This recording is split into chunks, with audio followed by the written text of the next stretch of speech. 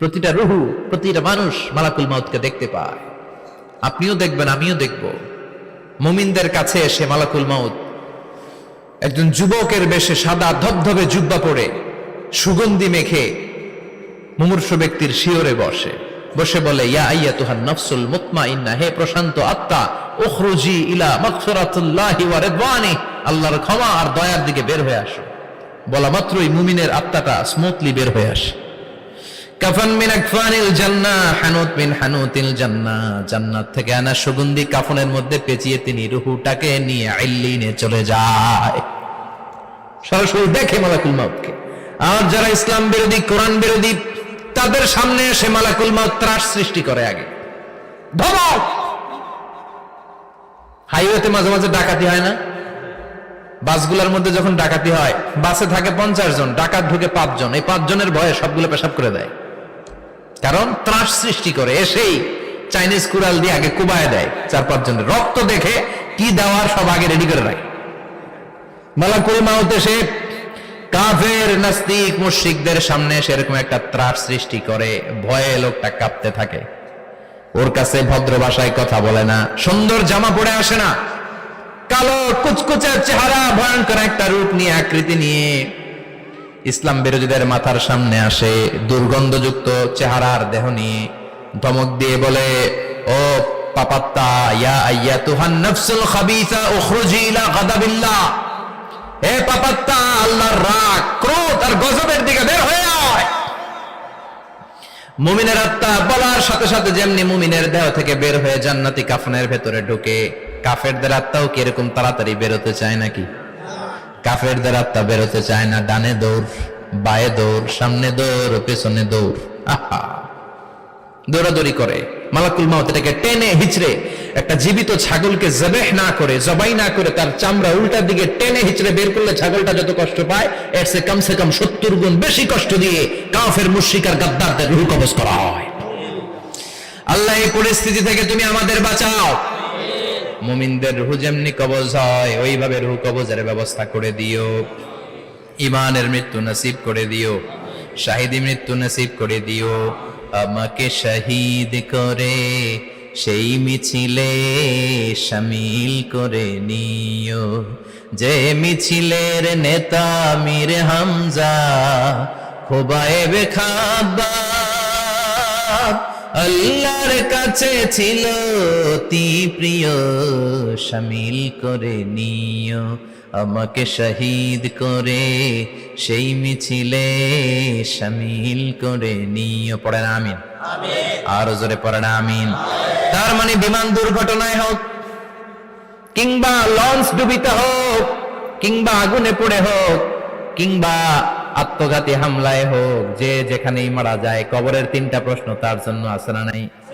ইসলাম বিরোধীদের জন্য প্রশ্ন 3টা, আপনারা যারা মুমিন তাদের জন্য 4টা, আপনাদের জন্য একটা বেশি। আলহামদুলিল্লাহ কোন? কবরে এসে প্রথম প্রশ্ন করবে, মুনকার নাকির যখন চলে আসবে, 40 কদম যখন আত্মীয় স্বজনরা লাশটাকে কবরের মধ্যে দিয়ে 40 কদম চলে যায়, তখনই ফেরেশতা চলে আসে। আহা, শেষ, সব শেষ। এসেই পরীক্ষা শুরু। মার রব্বুক, তোর রবের নাম কি? চিল্লায় বলেন, আমাদের রবের নাম কি? আমরা বলবো রব্বি আল্লাহ, আল্লাহ আমারে রব। দমে দমে তনু মনে তারি অনুভব। পড়েন, আল্লাহ আমারে রব। তোমার দুনিয়াতে আমি যেদিকে তাকাই, অথই নিয়ামতে ডুবে আছি সবাই। পাখপাখালির গানে শুনি তসবিহ কলরব, তসবিহ কলরব, আল্লাহ আমারে রব। প্রথম প্রশ্ন, তোমার রব কে? আমরা বলবো আমাদের রব আল্লাহ। দ্বিতীয় প্রশ্ন, ওমা দীনুক, তোমার ধর্মের নাম কি? আমরা কি বলবো? তৃতীয় প্রশ্ন, বিশ্বনবীর চেহারা দেখিয়ে বলা হবে, আতারিফু হাযার রাজুল, এই লোকটারে চিনো নাকি? আমরা বলবো চিনি, আমাদের প্রাণের নবী, ঠিক কি না? চাঁদের চেয়ে সুন্দর তুমি নবী আমার কমলিহিওয়ালা, দু জাহানের বাদশাহ তুমি প্যারা নবী সাল্লে আলা, চাঁদের চেয়ে সুন্দর তুমি নবী আমার কমলিহিওয়ালা, ঠিক কি না? তিনটা প্রশ্নের যথাযথ উত্তর যখন দিয়ে দিলেন, আপনার জন্য অতিরিক্ত আরেকটা প্রশ্ন করা হবে, ওয়ামা ইলমুক, তোমার নলেজ কি? তিনটা প্রশ্নের উত্তর যে তুমি করতে পারলা, কিভাবে পারলা, কেমনে জানলা? নকল করে বলছো নাকি জেনে বুঝে আসছো? নকল হয় না? এখন তো পরীক্ষা চলতেছে বোধহয়। কি পরীক্ষা? এসএসসি পরীক্ষা। নকল হয়? কৃষ্ণপুরে নকল নাই না? এখন মনে হয় এগুলো একটু কমছে। একটা সময় ছিল অনেক নকল হইতো। পাঞ্জাবের ভিতরে নকল, পকেটে নকল, টুপির ভিতরে নকল, মৌজার ভিতরেও নকল। এমনকি মেয়েরাও নকল করে পরীক্ষার হলে আসে না নাই?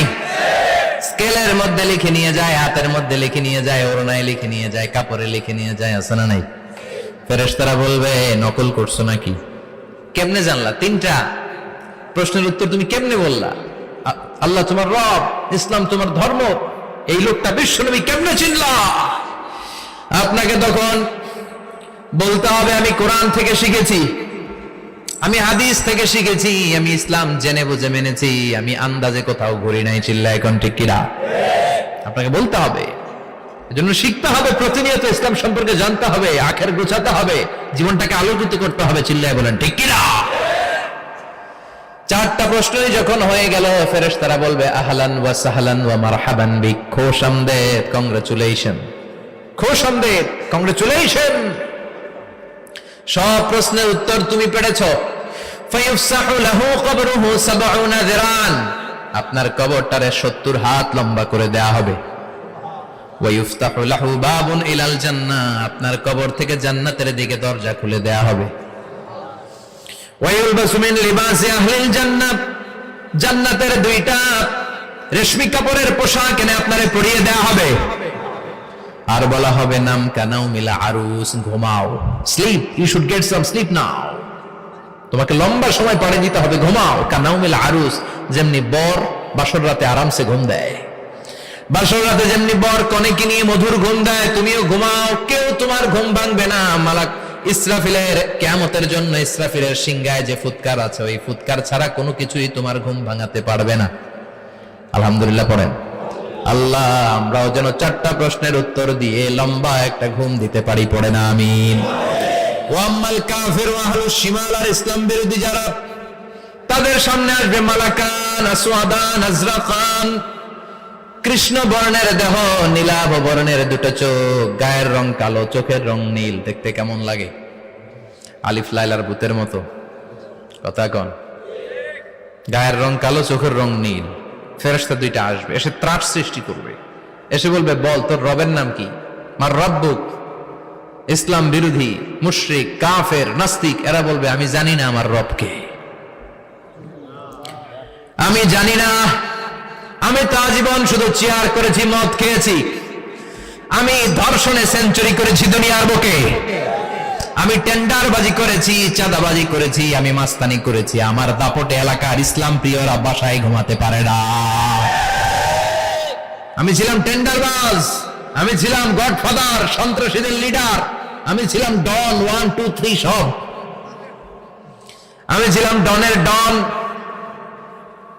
আমি ছিলাম মাস্তান, রংবাজ, রব টপ কি আমি তো জানি না। লাদ্রি লাদ্রি, আমার জিজ্ঞেস করো না।